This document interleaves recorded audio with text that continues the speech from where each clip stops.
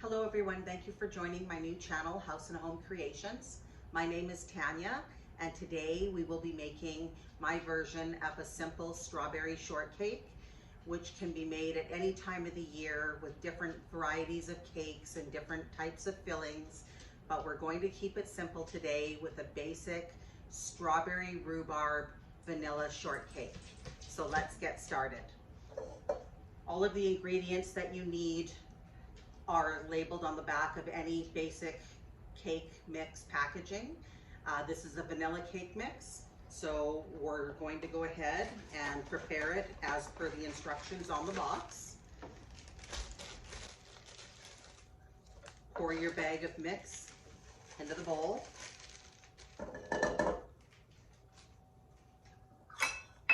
Add 1 cup of milk or water if you choose. I tend to prefer milk. I find it gives a bit of a creamier consistency. 1/2 cup of vegetable oil.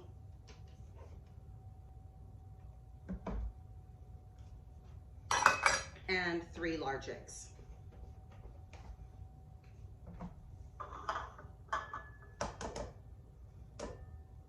And once you have those in the bowl, if you have a KitchenAid mixer, that would make things a little bit easier. If you have a handheld mixer, that's fine too.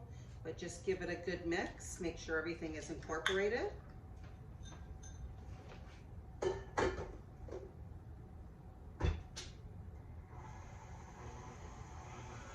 You can just let that mix on medium-high for a couple of minutes. And in the meantime, what I like to do is take 2 cake pans. Now some of the cake pans are meant for pies, so the edges kind of slope out. Try to avoid those type of pans. This one does have a slight slope, but it's not significant, so I'm comfortable using these pans. What I do like to do is get some parchment paper or wax paper. Here I have wax paper, and I will lay an outline of the pan on the wax paper and trim around it, so that I can lay the wax paper inside of the tray, so it comes out of the pan a lot easier and doesn't break. So what I like to do is spray my pan with a little bit of Pam. Make sure you get it around all the edges and at the bottom. You're using 2 pans for this because we want our strawberry shortcake to be nice and tall. And then lay your wax paper at the bottom of the pan. Make sure it's nice and flat. And make sure all the bubbles are out of the paper. And then what I like to do for an added touch is sprinkle some sugar around the edges. You could put the sugar inside the pan and then just roll it around, tapping it nicely so that the sugar coats all of the edges. It just gives a nice caramelized edge when the cake comes out of the oven. So let's go ahead and do that.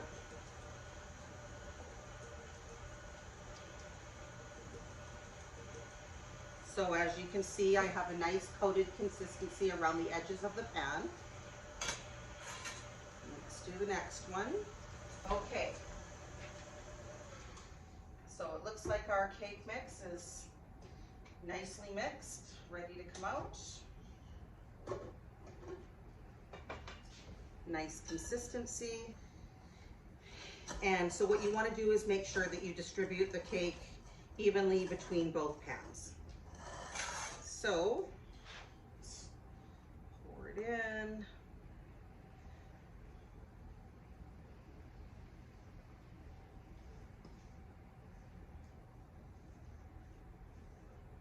Sure it's even between both pans so they bake at the same time equally. Now I've already preset the oven to 325 for dark pans, and the instructions on the box say 24 to 29 minutes. Different ovens have different temperatures, so I always like to set it a few minutes less than the required time so that I can check it and see if my oven possibly cooked it a little bit quicker. thing that you don't want to do is overcook your cake. You don't want dry cake. So it's always best to check it and make sure that it doesn't overcook. So after I poured it into the pan, what I like to do is drop it down a couple of times just to get it out of any air bubbles that are in the cake. And these are ready to go in the oven and bake for about 24 minutes. And keep in mind that I always bake on the middle rack.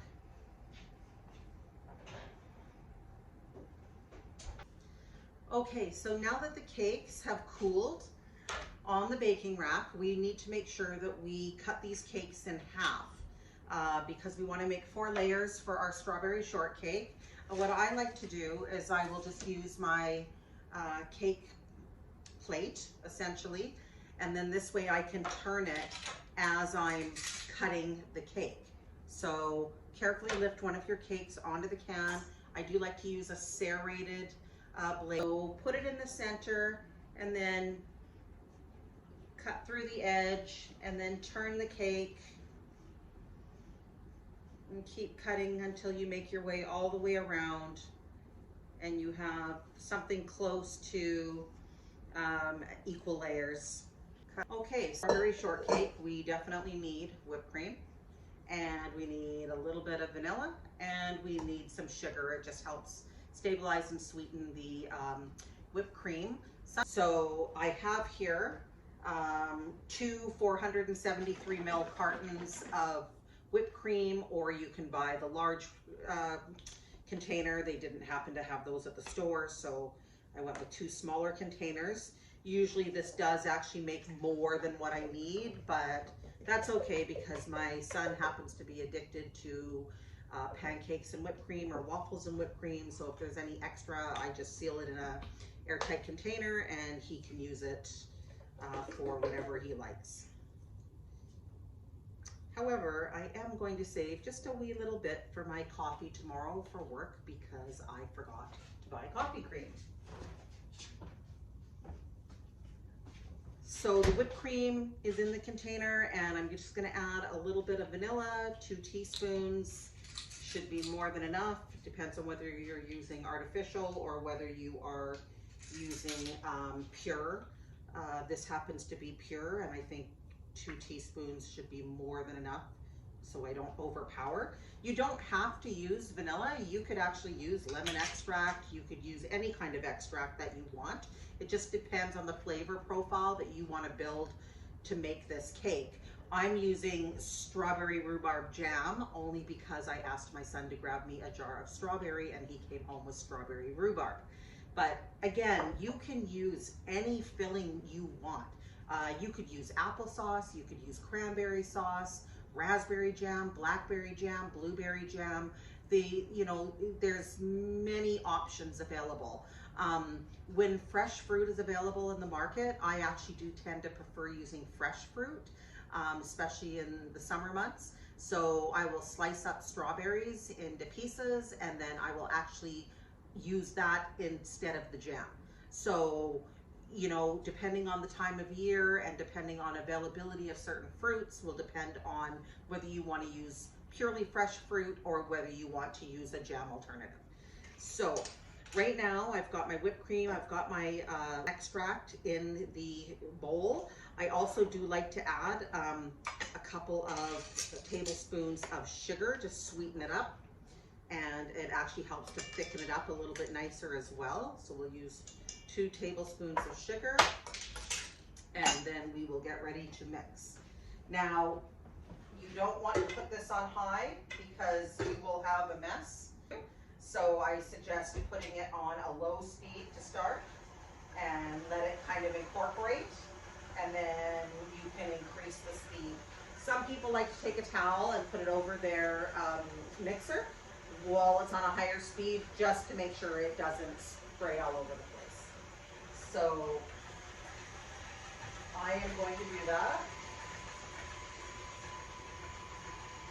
And then I can increase the speed and let that blend for a couple of minutes. So as you can see here, I have a bowl of strawberry rhubarb jam. It's nice and thick. This will be great for filling. And I also have some decorations for the top. These are Hershey Kisses, which I thought might make a nice decorative edge around the top. And plus chocolate and strawberries, chocolate and any kind of jam really always go hand in hand. And they pair really well with vanilla cake. So I do have here just a foil round that I'm going to build my cake on.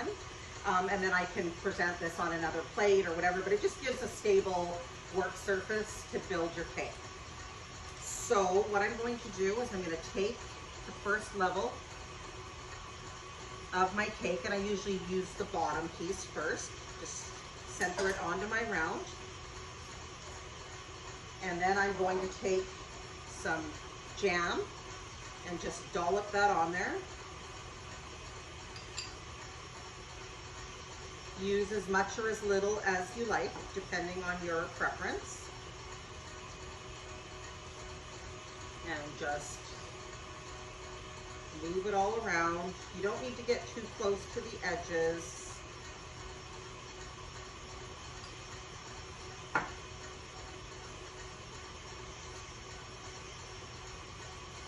Okay.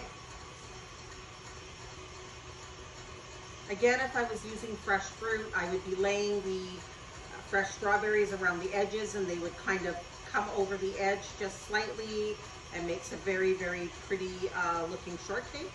But in this case, because this is a jam and it's a little bit more loose, I'm not going to go all the way to the edges because I don't want it to drip over, although it is a rustic cake, so that would be fine as well. So there's the start of our first layer. Let's take a look at our whipped cream, which is coming along. Just going to increase the speed, get it whipped up nice and thick. Will I grab a spoon? Now again, this is my very first video, and I realize that I should probably never turn my back to the camera or leave the view of the screen, and I will get better with this over time, I'm sure. This is definitely not my comfort zone, filming myself to the world, but it is something that I definitely want to improve on. I want to share, you know, some of the little tips and tricks and secrets and things that I have done over the years for my 4 children. Whether it be birthday parties, Thanksgiving, Christmas, many celebrations where I've always been the person, you know, in the kitchen, preparing the meals, making the desserts. And I thought this would just be a great opportunity to share some of those experiences with my viewers. So let me take a look at the whipped cream. And it is almost perfect. You want to make sure that it is nice and thick and stable.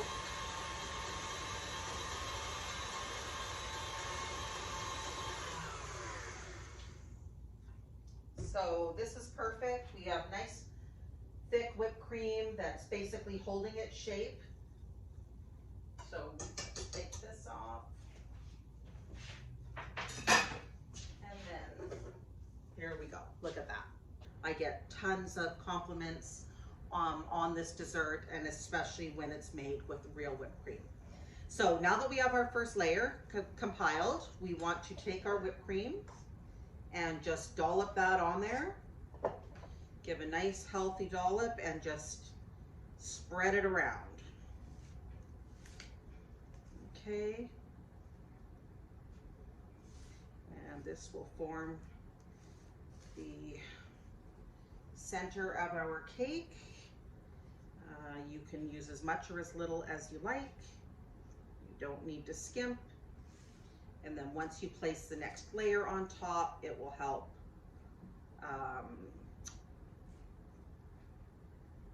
push it down and level it out. So there you go. That looks perfect. And then what I like to do is take my next layer, and because this is the layer that had the top over it that I broke down. I do like to flip it over just to have a flat edge for the next level. So as you can see, we're starting to build up our shortcake. Just give it a slight press down, let some of the jam and the whipped cream kind of come out of the edges a little bit. And then we will repeat the exact same thing over again. Add our jam.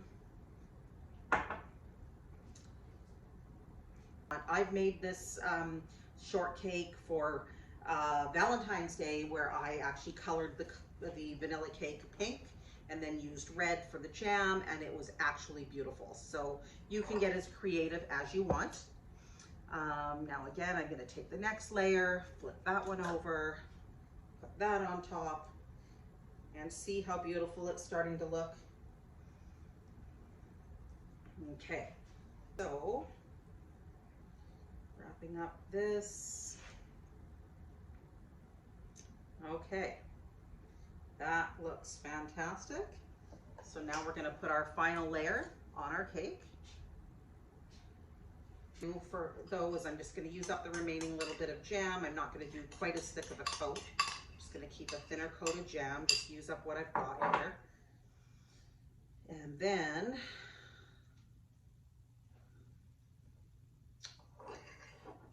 okay. And then I'm gonna put the whipped cream on top.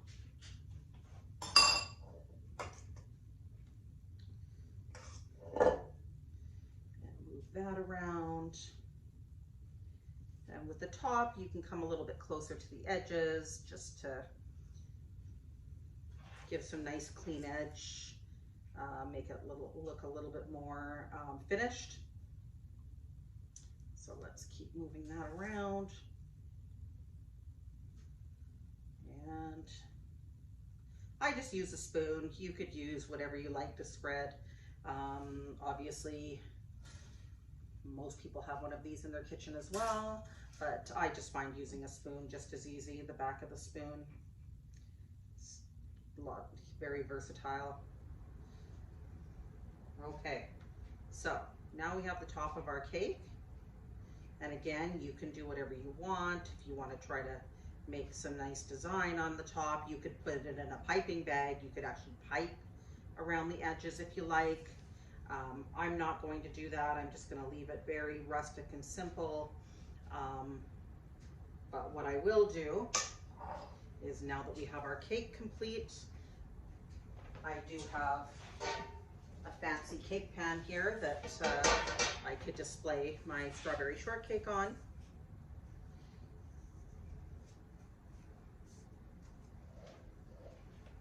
And then what I will do is I will take my Hershey Kisses and I will just adorn the edges with the Hershey Kisses. And that's really all there is to making a strawberry shortcake. It's simple, easy, delicious, fresh, and you will not disappoint anybody with this dessert. I promise you that.